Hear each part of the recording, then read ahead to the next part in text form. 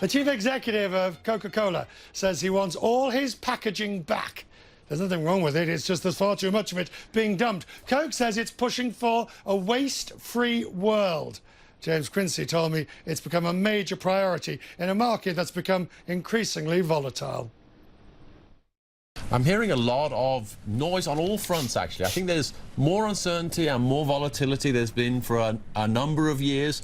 It's not like we're facing a new headwind. There's less tailwind, perhaps, but there's not a new massive recession. In these slowdowns, one's always thought of cola as being recession-proof, in the sense of you are one of those barometers like biscuits in a recession. People always buy it. In that sense, when you look at your sales numbers, do you see a slight dip, or are they holding on? When macroeconomies, when the economies slow down, we tend to see a slight slowdown, but it's not a big swing like durable goods is. So, you know, in the end we go, look, we're going to go through the cycle, we've got to focus on what we can control and the things we can do, and we'll manage through the ups and downs. You've been trying to get rid of waste for ages. So what's new?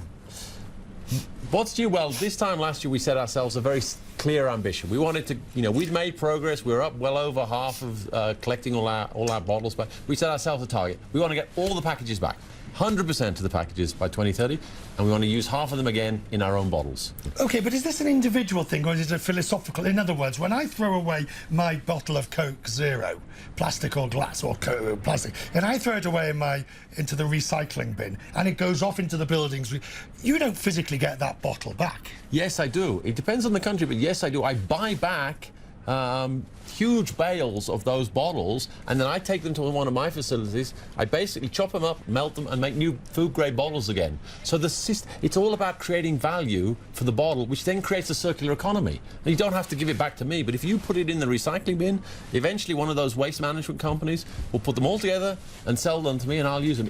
It absolutely can be solved, and I think there's a lot of energy around bringing governments, retailers, and manufacturers together to get it done.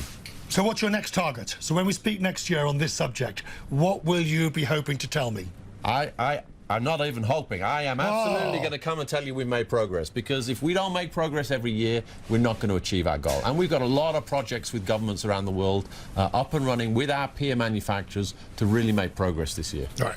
The other area where, of course, one has to make progress, and I know you have strategies, is the amount of sugar.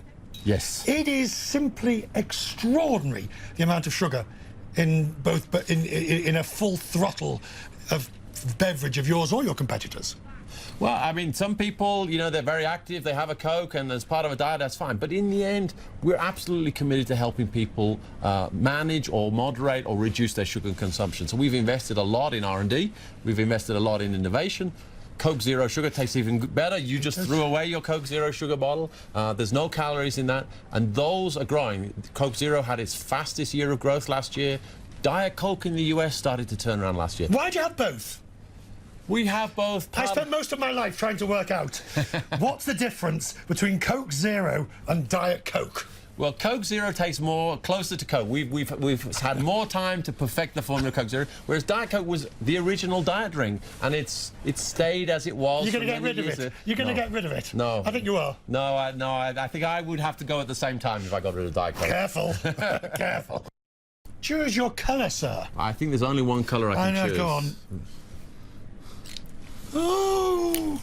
Red for Coca-Cola. Yeah, I could have gone for Coke Zero with some black, but then I'll leave that one for you. No, but I thought you might go for green for your renewables, or blue for blue skies. Anyway, or oceans. Oceans, yes. OK, what are you going to do? Look, you know what? I'm tempted to just put a circle around the whole thing. But feel free. But I'm actually I'm going to write in here. Whoa. 21st century social compact. What do you mean by that? I think that all of those issues speak to some fracturing of the 20th century social compact, which created an explosive emergence of the middle class in the US, in Europe, in China, and lots of other places in the world. And what drove and created that is being broken off in pieces. All of those other points represent a fracture line in the model from the 20th century, and we need to recreate something that people can believe in. Is it possible? It's not going to be easy, It has to be doable. It has to be done. It is possible, but I think it'll take time. It'll layer in pieces that can be solved in the short term, and it'll have to bring pieces for the long term. And do you see part of your role and responsibilities as CEO to engage on that? Absolutely. Absolutely.